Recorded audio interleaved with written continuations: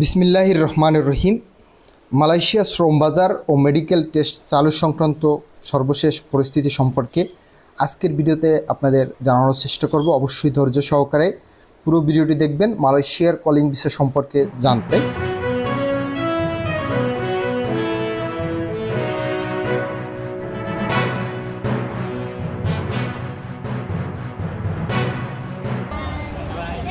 Malaysia Bangladeshi কর্মীদের জন্য বন্ধ থাকা কলিং ভিসা এবং মেডিকেল টেস্ট পুনরায় কবে চালু হবে এ নিয়ে প্রবাসী কর্মী এবং রিক্রুটিং এজেন্টদের মাঝে এক ধরনের অনিশ্চয়তা ও চরম উৎকণ্ঠা বিরাজ করছে।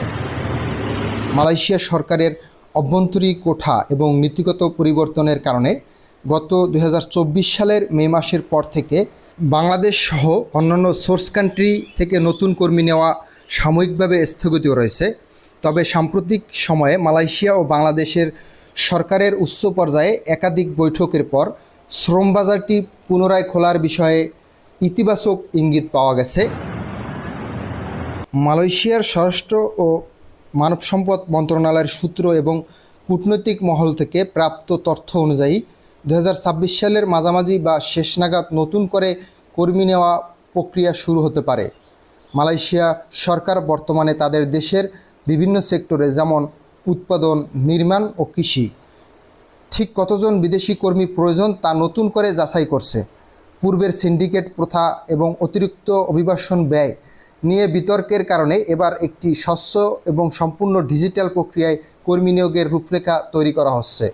আশা করা হচ্ছে আগামী আগস্ট থেকে অক্টোবর 2026-এর মধ্যে মালয়েশিয়া সরকার নতুন করে চাহিদাপত্র, ডিমান্ড লেটার বা কলিং ভিসা ইস্যু করার ঘোষণা দিতে পারে। মালয়েশিয়া যেতে ইচ্ছুক কর্মীদের জন্য মেডিকেল টেস্ট চালুর বিষয়টি সরাসরি কলিং ভিসা চালুর প্রক্রিয়ার সাথে যুক্ত। মালয়েশিয়া সরকার আনুষ্ঠানিকভাবে শ্রম বাজার উন্মুক্ত করার ঘোষণা দেওয়ার সাথে সাথেই মেডিকেল টেস্টের পোর্টাল চালু করে দেওয়া হবে। ধারণা করা হচ্ছে কলিং ভিসা চালুর প্রক্রিয়া শুরু হওয়ার 1 থেকে 2 সপ্তাহ আগেই মেডিকেল টেস্টের জন্য ডাটাবেস খুলে দেওয়া হবে। বাংলাদেশ প্রবাসী কল্যাণ ও বৈদেশিক কর্মসংস্থান মন্ত্রণালয়ের ঊর্ধ্বতন কর্মকর্তাদের মতে মালয়েশিয়া সরকারের সাথে শ্রম বাজার পুরোপুরি বন্ধ করেনি, বরং এটি দীর্ঘমেয়াদী এবং পরিচ্ছন্ন প্রক্রিয়ায় কর্মী নেওয়ার জন্য প্রস্তুতি নিচ্ছে। যৌথ ওয়ার্কিং গ্রুপের পরবর্তী বৈঠকে এই বিষয়ে চূড়ান্ত সিদ্ধান্ত আসতে পারে।